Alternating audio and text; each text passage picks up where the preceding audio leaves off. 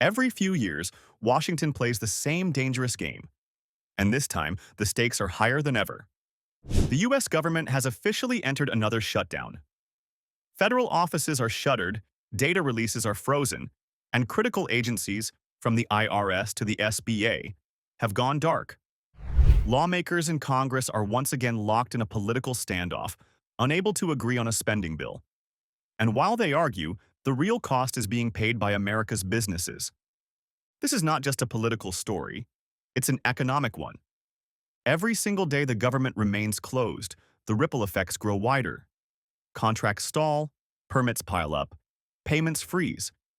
And across the private sector, business leaders are being forced to make decisions blind, without the data, approvals, or confidence they need to operate.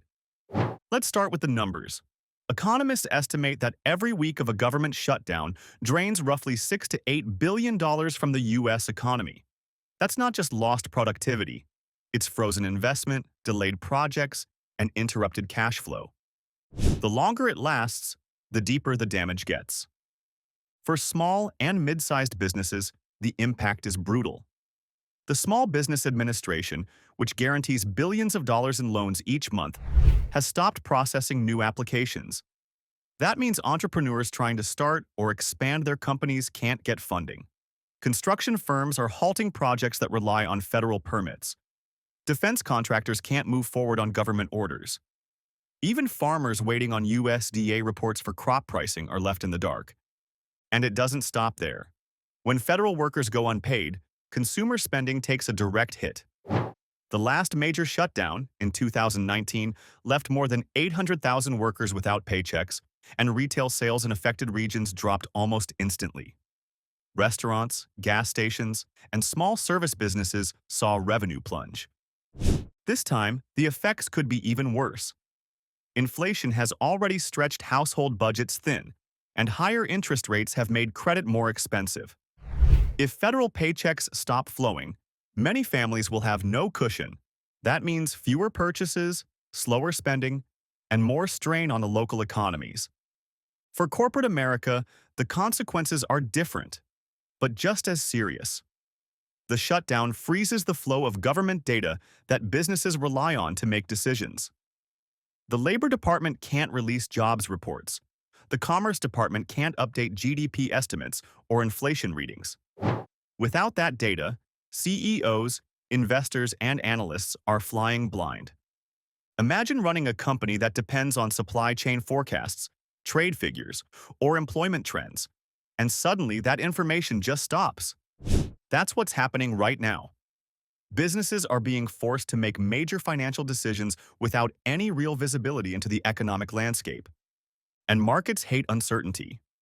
The longer the shutdown lasts, the more volatility creeps into stocks, bonds, and commodities. Wall Street investors are already bracing for turbulence. The lack of official data means traders are relying on private surveys and estimates, which can swing sentiment wildly from week to week. Beyond the numbers, there's the psychological toll. Confidence, one of the most fragile ingredients in any economy, starts to erode. When businesses can't plan, they pull back. When consumers feel uneasy, they stop spending. It's a domino effect that can turn a political standoff into a genuine economic slowdown. But what makes this shutdown particularly dangerous is timing. The U.S. is already walking a tightrope between growth and stagnation. Inflation is easing, but not gone. Interest rates remain high. Manufacturing is slowing. And now, government spending, one of the last stable engines of demand, is grinding to a halt. The irony? Many of the same lawmakers calling for fiscal discipline are unintentionally making the deficit worse. Every shutdown delays payments and backlogs obligations that eventually have to be paid, often at higher administrative costs. Economists call it the cost of dysfunction. And right now, that dysfunction has a very real price tag. Let's not forget the federal contracts that fuel local economies.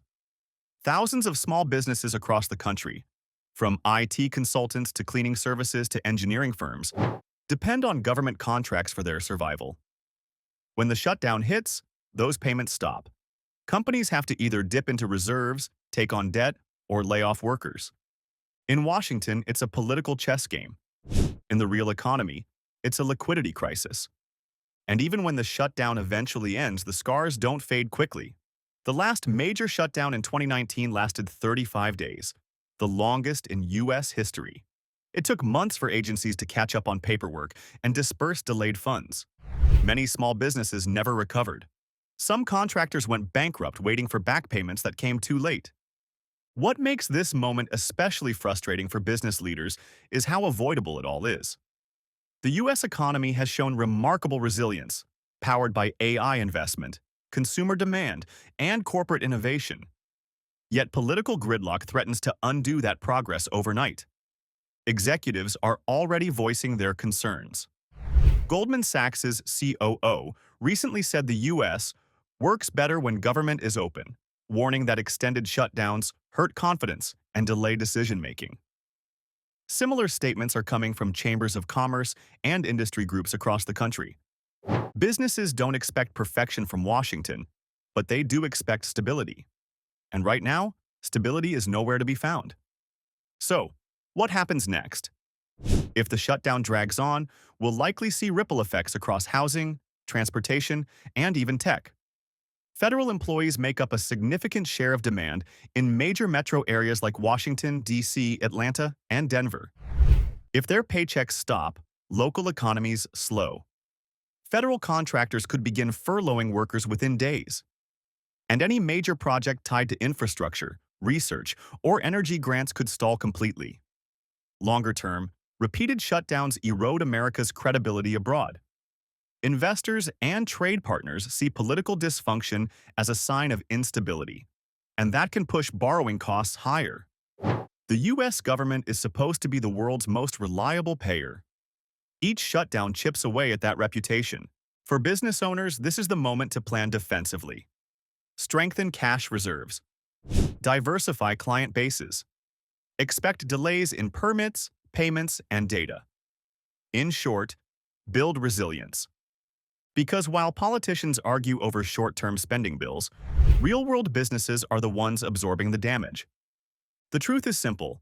Washington's shutdown may be political theater, but for America's economy, it's deadly serious. Every day the government stays closed, more entrepreneurs lose momentum, more consumers lose confidence, and more growth is quietly drained from the system. This isn't just a story about Democrats and Republicans. It's a story about time, money, and trust. And if there's one thing every business leader understands, it's this. When you lose trust, you lose value.